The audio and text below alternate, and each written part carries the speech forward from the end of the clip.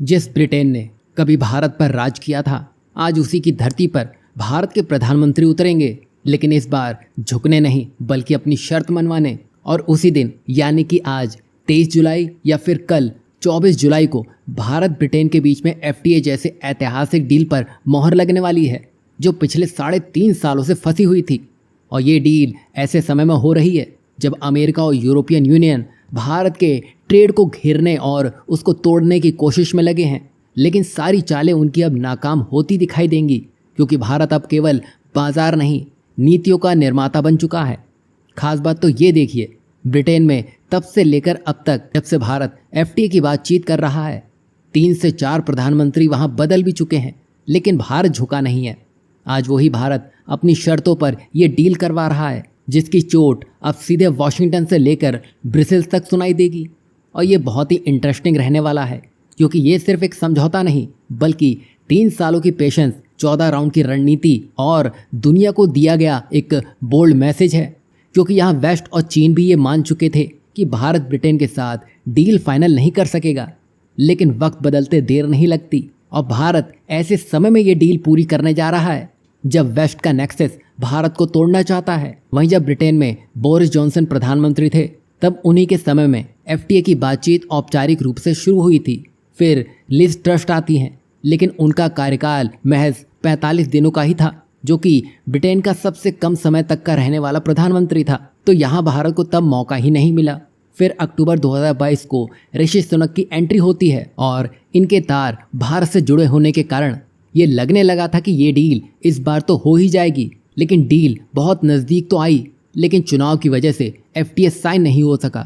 फिर जुलाई 2024 आता है जब केर स्टारमर की एंट्री होती है और ये चौथे प्रधानमंत्री हैं जब से भारत ने FTA की बात छेड़ी है, तब से लेकर अब तक। वहीं इन्हीं के कार्यकाल में FTA फाइनली साइन होने वाला है, जो अपने आप में एक डिप्लोमेटिक माइलस्टोन है।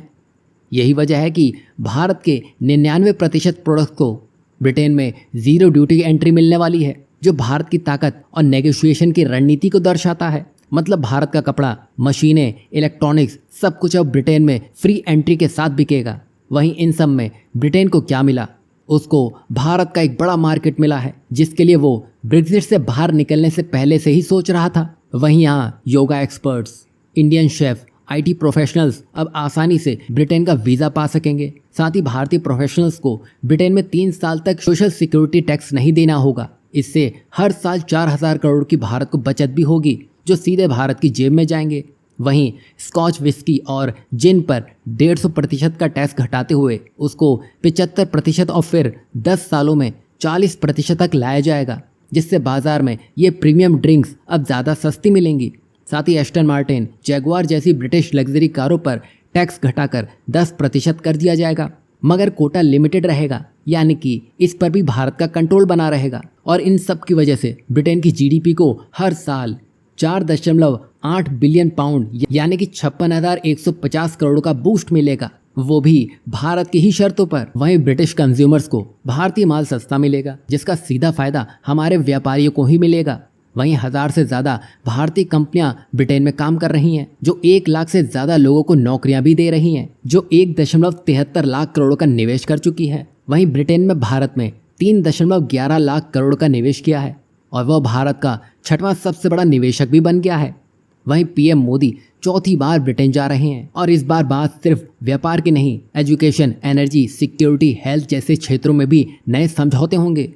तो ये सिर्फ एक ट्रेड डील नहीं, ये एक डिप्लोमेटिक मास्टर स्ट्रोक है, जहां प्रेशर नहीं, पेशेंस काम आया है। अब भारत ब्रिटेन जैसे देश के साथ ये डील करने जा रहा है, जिसके 3 से 4 प्रधानमंत्री ही बदल चुके हैं। यानी कि इसके उलट अमेरिका कहीं ज़्यादा स्टेबल है, लेकिन वो इस तरह की हरकतें करने में लगा है। कुल मिलाकर भारत ने ब्रिटेन में झंडा गाड़ दिया है और इसके बाद सीधे PM मोदी मालदीव रवाना होंगे। वहां भारत की इंडो पैसिफिक नीति का अगला पड़ाव होगा। अब यहाँ आपको क्या लगता है?